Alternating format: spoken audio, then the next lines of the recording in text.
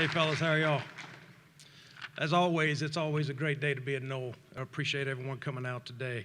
You know, Florida State University enjoys one of the finest traditions in college baseball.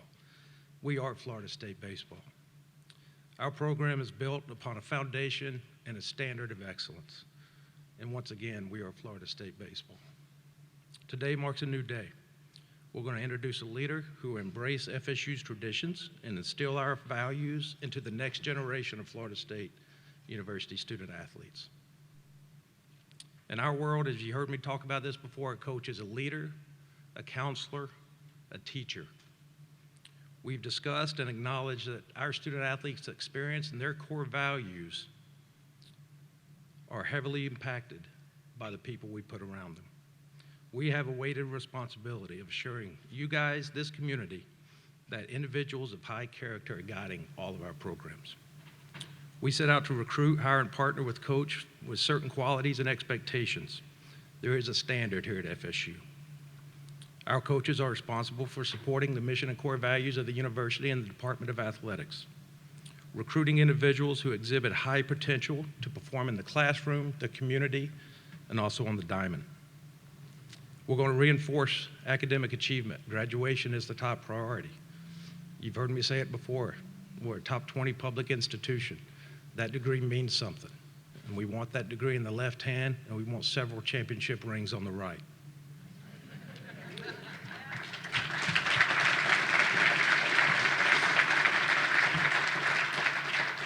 And we're going to encourage our coaches to understand the logo's always on. Behavior, represent the university, high standards, lead by example, and be a mentor. Going through this process, everyone I spoke to had nothing but admiration for Link's leadership skills. It's clear that he knows how to win baseball games.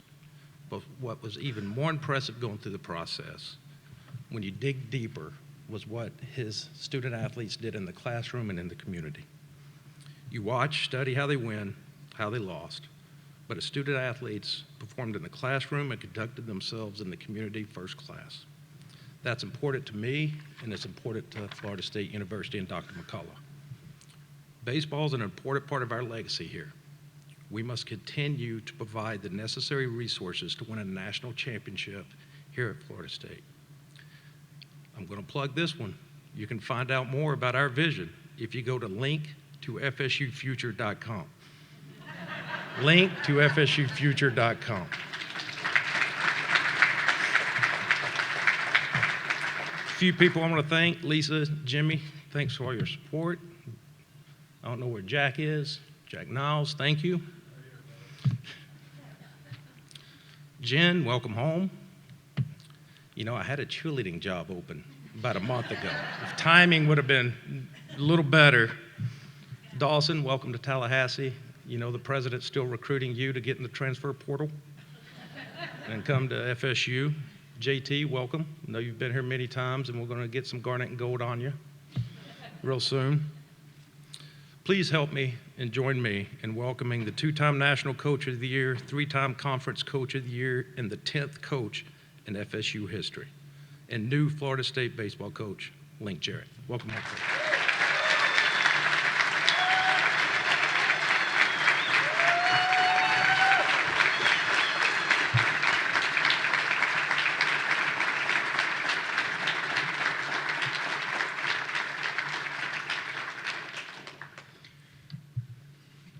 Well, this is about you guys, and I will meet with you later this afternoon, and I want to have a private meeting with you because ultimately I'm here for you, and we'll break down my expectations later. I want to thank Dr. McCullough, Michael, his wife Laura, the insightful discussions we had when our last out was made in Omaha led me to a very easy decision. Leaving Notre Dame was difficult. I would like to acknowledge Father John Jenkins, our president, Jack Swarbrick, our athletic director, Jody Sadler, my sport oversight for the opportunity there. Our players laid it on the line for 3 years. Our assistant coaches, they gave it everything they had, and That was 4 championships in 2 years to show for their efforts. I'm honored to embrace the significant historical parts of this program. Many, many historical things that stand out. Before I ever stepped foot on this campus and put the uniform on, after I left, I do recognize what has gone on here for decades. I have to create a trajectory with the program to modernize what we're doing. We have to improve the organization. We have to become complete in all phases of what we're trying to do with the program. There's one thing I haven't done, and that's win a national championship, and that's why I'm here. It's not easy. I know this is difficult. Walking off that field a week ago was challenging, emotional, and I actually walked off that field 3 times as a player, and I'm going to walk off that field at some point with the trophy, and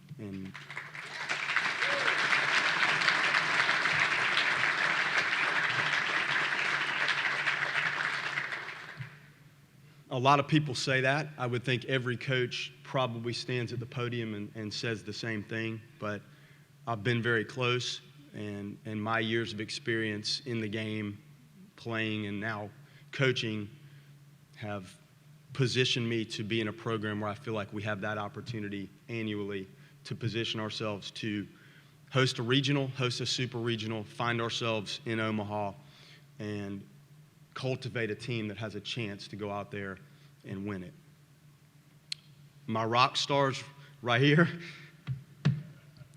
Jen, JT Dawson. JT just graduated from NC State. Dawson, junior, Roll Tide at Alabama. I'll just say it. She's a junior, apparel design.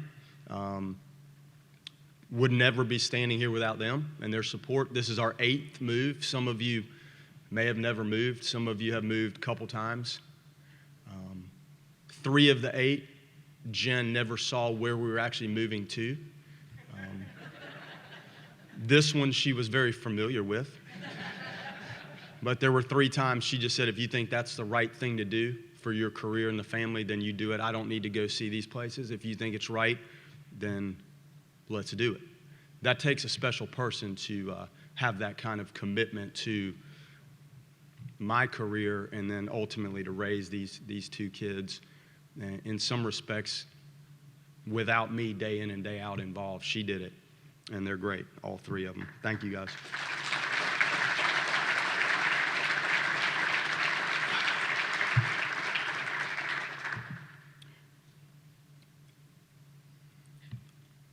The Martin family has been close to me for 30 years. All of them. Meat is a former teammate of mine, a former roommate of mine, an outstanding baseball mind. We had some of the deepest baseball discussions I can ever recall in our little house right up the road. He's a close friend of mine and will remain a very close friend as I embark on my challenge here. 11 is a phenomenal leader. I won the National Coach of the Year this year. Was the Mike Martin Coach of the Year award. So, yeah.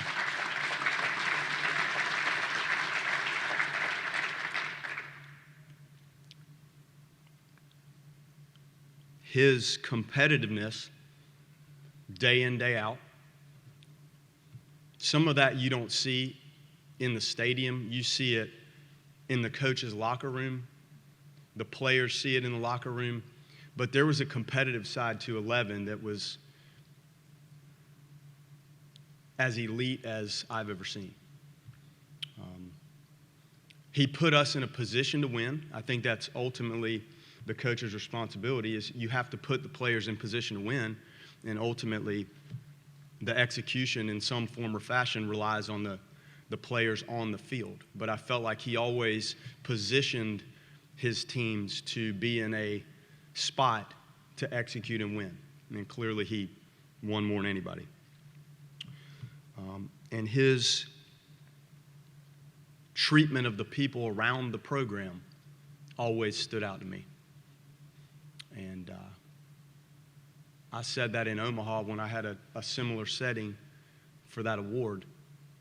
And those three things rubbed off on me, and I would like to think that I have some of those traits. I'll never be what he was, but I appreciate the moments and the games and the hours and the questions he answered in my time here.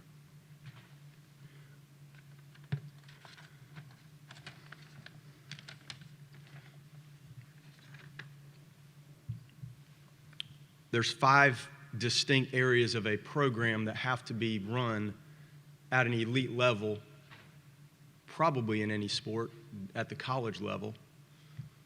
They're very distinct to me. The evaluation of what you're looking for in players is very important. It has to line up with what you think walks onto that field and helps you win games. Skills in how pitchers handle certain things, their mechanics, arm action. You could just go around the horn, things you look for behind the plate, in center field, in the corners, in the middle infield, etc. So how you evaluate, where you evaluate, who you evaluate, that's a big part of it. The recruitment of these people you evaluate also has to be done at a high level, because you have to convince these type of athletes to come to Florida State. We're not going to be the only ones evaluating and recruiting those caliber of players. You can be good at one and poor at the other and not produce the type of athlete on your campus that you need. You need to be good at both.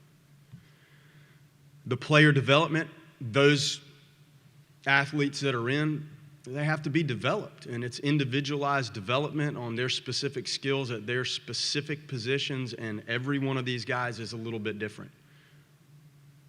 As you develop the individual, I think when you put that product on the field, you ultimately see a better team that's comprised of individuals that have been developed. That is strength and conditioning, athletic training, coaching, the motivation piece, and some of it is what they choose to do on their own. Program development is, in some respects, what we're doing standing here right now. I'm explaining to you my thoughts and vision for this. It's the upkeep of the facility. It's vision for what needs to be done at that facility to keep up with some of the other teams in the Southeast that have taken baseball and escalated what they're doing within the confines of that campus. We have to be conscious of that. How we schedule, where we schedule, the calendar we produce for them to train as coaches, that is programmatic development. And then game management. When we line up, there are certain things that have to happen within the games for these individuals to have the right buttons pushed and be in the right roles on the pitching staff and in the right spots on the field, in the lineup. Do we have an offensive package that's complete enough to find ways to win? Do we have pitching depth and variety in the bullpen? Do our starting pitchers understand what they're trying to accomplish? Do we have enough bunt games, short game, situational hitting available when we need it? Those are the 5. And to be honest with you, I don't really know where we are with those 5 right now. It's hard for me. I played 3 games here and in the ACC tournament. To think I know these guys inside and out is absolutely crazy. We played our last game a week ago, and I was in Omaha Wednesday. So I will get to some of the things I'm responsible for. But when those 5 work right, you have a chance to be an elite team every year. Former players, this is you guys, your families and kids.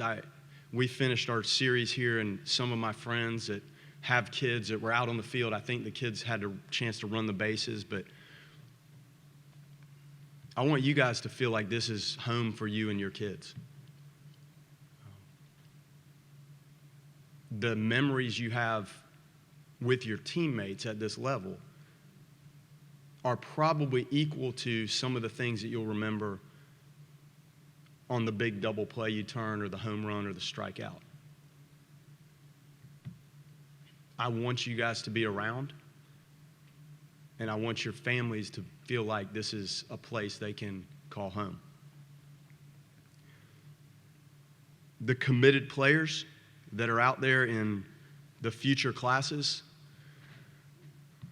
I ask that you trust where we're going with this. Coaching staff will be different. The vision of what we're doing with the program will not be different.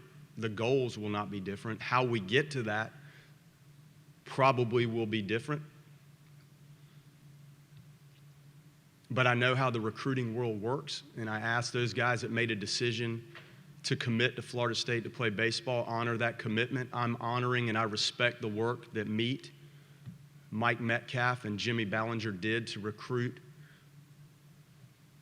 the 2023s, the 2024s, the 2025s. Now you're into the transfers. Guys can now transfer, and you're talking about grads. So in this day and age in college athletics, you're probably recruiting 7 different classifications age-wise of athletes. And those that committed here, I'm honoring that, and I need you to trust that we're going to put the program in the position that you signed up for when you committed.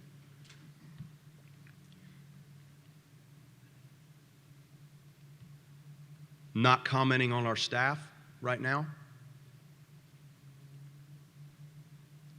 I met with my Notre Dame team Friday at 9 a.m., and I was on a plane here Friday at 10:30. I don't have answers on staff. I know the guys here work very, very hard, and these recruiting classes are the fruits of their labor, and there are some very good athletes coming on this campus. Some of them are sitting here right now.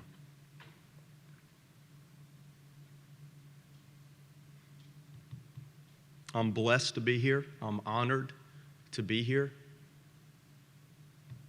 Flattered to be here for the people that came out to welcome us.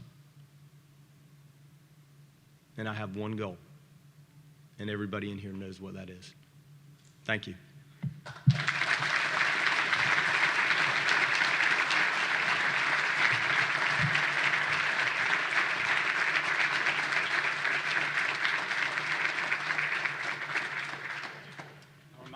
We're still streaming, and media, if you'll raise your hands for the question, we do have a mic to go around and pick it up so they can hear at home. We'll start over there, and introduce yourself just so Link can start remembering or learning. Right over here, Link. Ira Schofel, warchant.com. Coach, first of all, congratulations. As a player or growing up in Tallahassee, was this something that you ever could have conceived? Yes.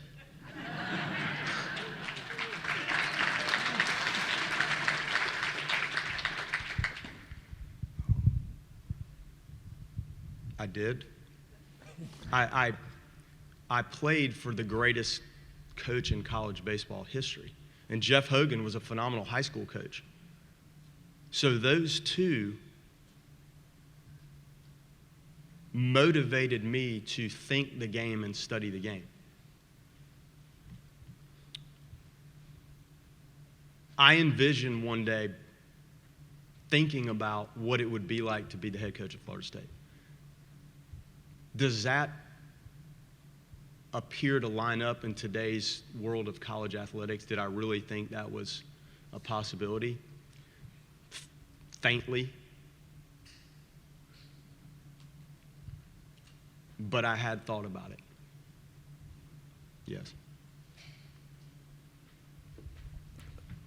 Kurt Weiler here with the Tallahassee Democrat, left of the, right here. Yes. You talked, I know, a little in press conferences during the postseason about how hard it was when the job came open and when your team was obviously still alive and still competing for a national title. I guess, what have the last few weeks been like, and when did you finally kind of let yourself think about this job and do that thinking in your head?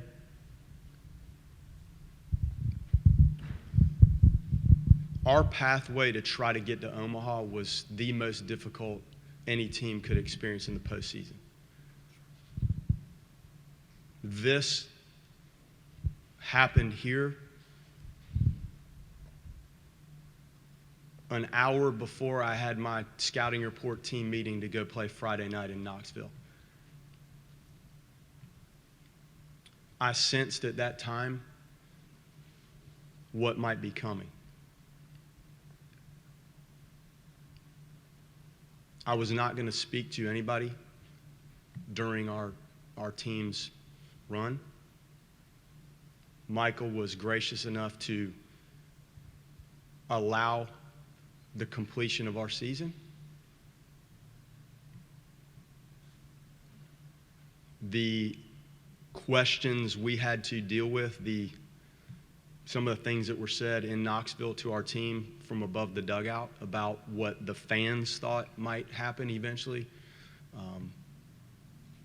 Probably the most unique super regional any coach could ever experience in any team. And for those guys to play the way they played when nobody gave us a chance is something I'll never forget. And when we turned a double play to end it, I literally was more relaxed at that moment for them than any time I've ever been in a dugout, because I got to watch them run out there knowing what they, not me, they had endured in the whirlwind that was ultimately around them and their families. Far left over here. Hey, Coach, good morning. Bob Ferranti with the Osceola. Congratulations to you. If I can be that guy and ask a couple, maybe a two-part question. You might have to repeat part two, but go ahead. What was the emotion like when you walked through Dick Howser Stadium? I'm sure you did either over the weekend or this morning. And then maybe to build on that, what does Dick Howser Stadium need as far as improvements for the future? You've been around various conferences, the ACC, played a bunch of SEC schools, I'm sure, too. What does this program need moving forward? Yeah, I coached in the SEC for a while, and when I walked in there last night, you think about how you felt as a player, and I guess after the battles you fought to try to become a competent coach, I looked at everything in terms of how can I get this right? In my mind, what I think's right. A lot of people would think it's right. It's a good team. I had a good team this year. But my mind goes immediately to the quest. How do I get this to run the way I want it to run? How do I tidy things up? How do I get that cage right? How do I get that bullpen? Like, how do I get it up to date, up to speed? I didn't walk around the bones of Howser.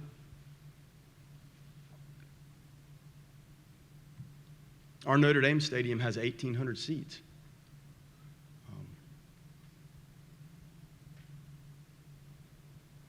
It needs to be kept. Michael and I have talked about it. I can tell it's on his mind walking around the athletic center in our place.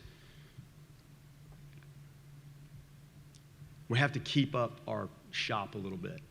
We need to refresh things. I tried to stop the work on the field because I had some ideas on what I thought might help everybody. And I think I can improve some things just because of the timing of it. I feel like I can make some minor adjustments in what they're doing on the field to make life easier for everybody. I think there's a time when you would walk in there, if you were me, and you're looking at all the memories of the players. Through the battles and the years of it, I'm now looking at how can I get it to run the way I think it needs to be run for the reason I came back here. That's what I saw. So in some ways, the energy and the emotion was more of, this is going to get right, and it's going to get right like starting now. Now, I'm not taking anything away from all of the previous coaches, but I just have to put my stamp on things and try to move it forward. So the emotion as you have grown in this is not as much of, I remember the game when we beat Miami. No, it's now like we got to go. Like we have to move forward and get this thing to run properly, the way I run it.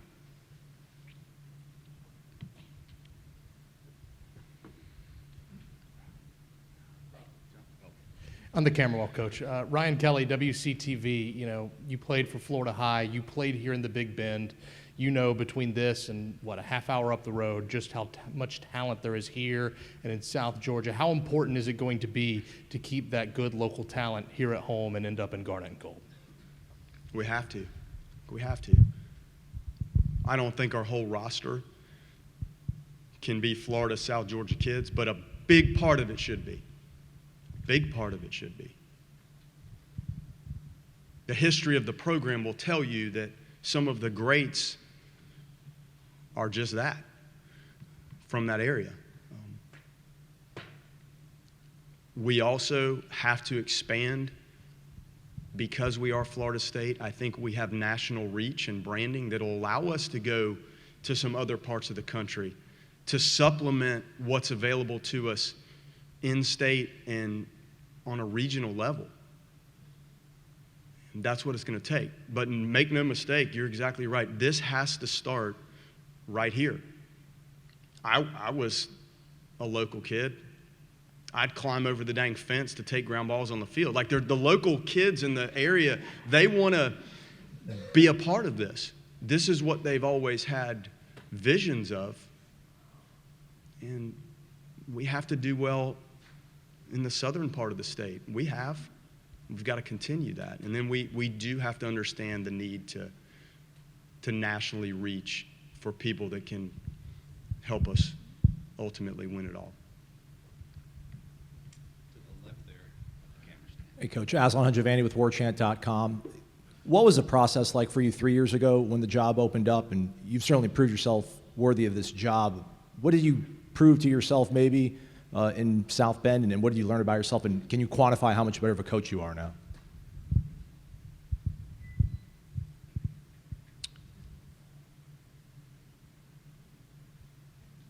What was meant to be, it happened. I was meant to be the coach at Notre Dame. That was a long process here. Went on for months and months. Tricky process for myself, probably tricky for Junior. I was meant to be the coach at Notre Dame. What we were able to do up there had never been done, and that's where I belonged for that period of time. We played 13 series on the road this year. We chartered the postseason 3 and the one here. You go sit in Chicago O'Hare on Thursday night for 4 hours to try to wait to fly to Orlando or Raleigh. That's how we travel.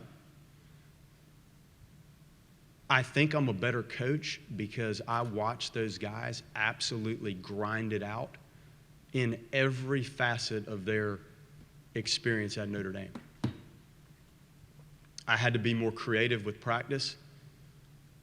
We spent 7 straight weeks on an indoor football field, and half of the time we shared it with softball, men's lacrosse, women's lacrosse, and the track team ran around the track the entire time we practiced.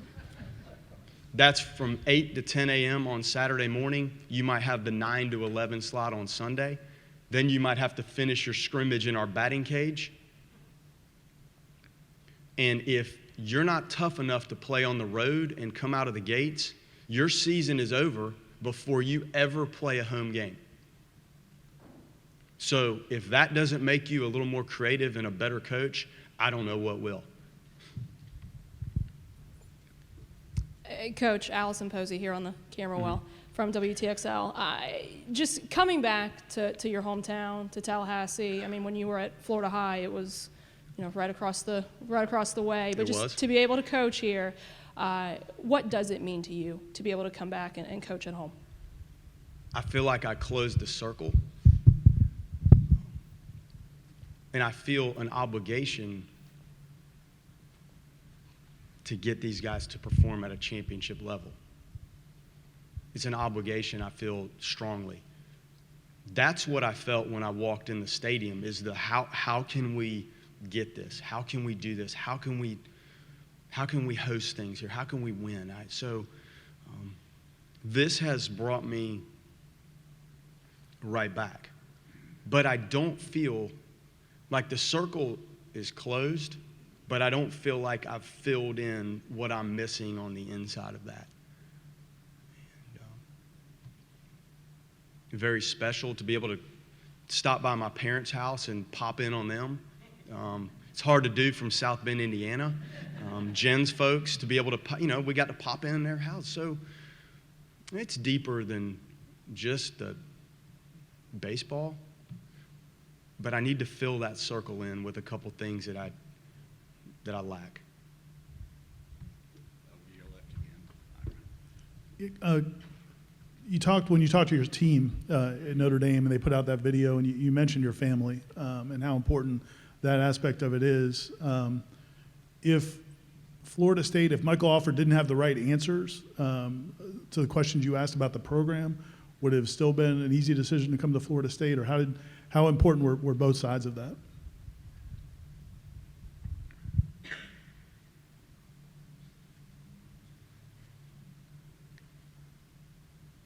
I don't think there were questions that he could have asked me that would have made me think that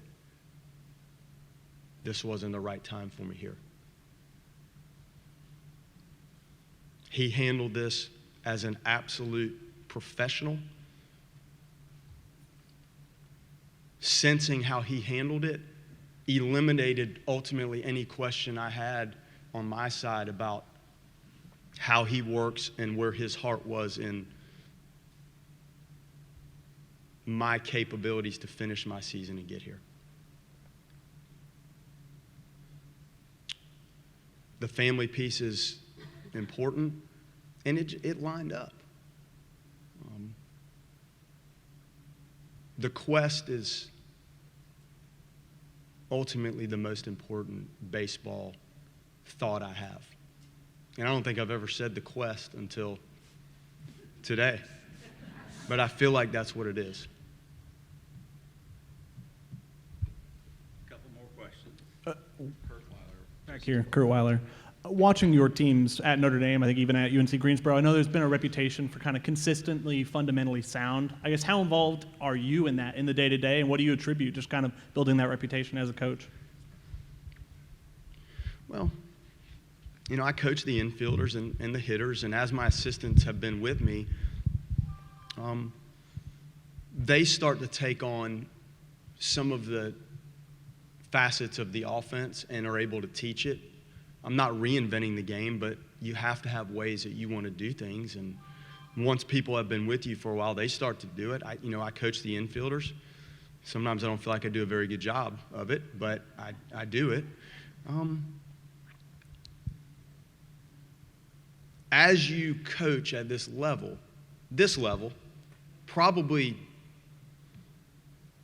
other levels beyond and below, you feel like more of the games are actually lost than won by mistakes on the mound and mistakes defensively.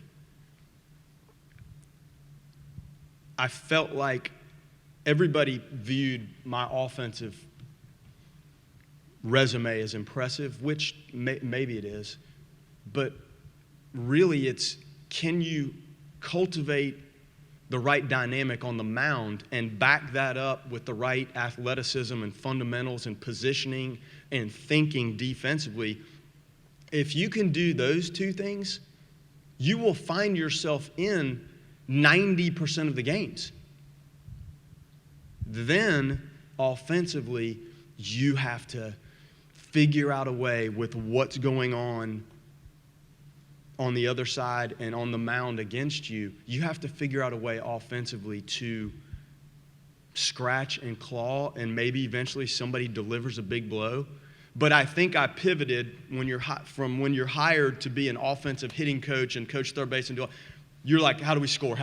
Well, then when you're responsible for winning, I think what you see is clean, sound, savvy, athletic, variety on the mound, man, that puts you in position to win a lot of games. Then offensively, do you have enough buttons and skills to score?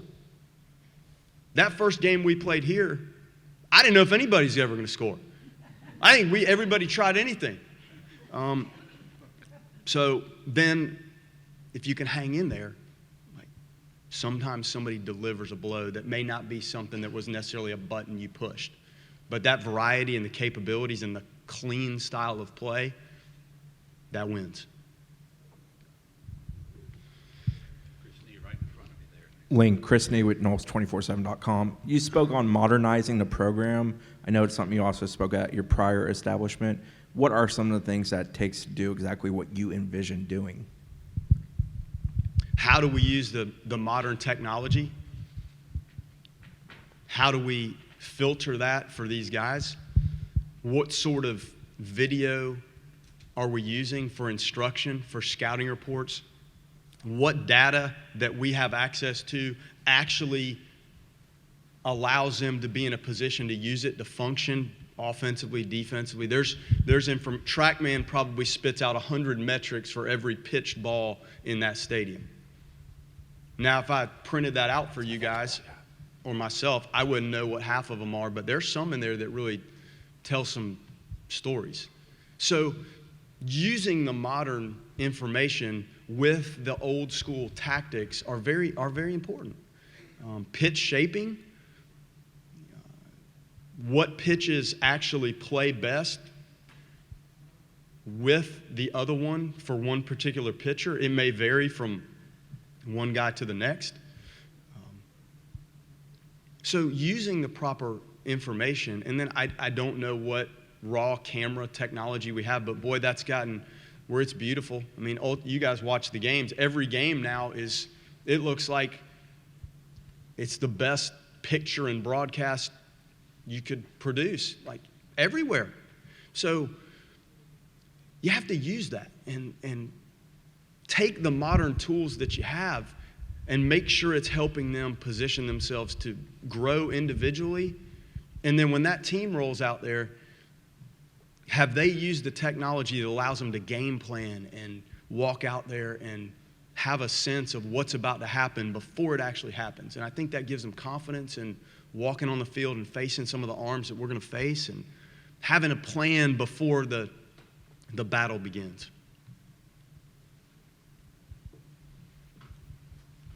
I think he's not going to run off, folks. He'll be here.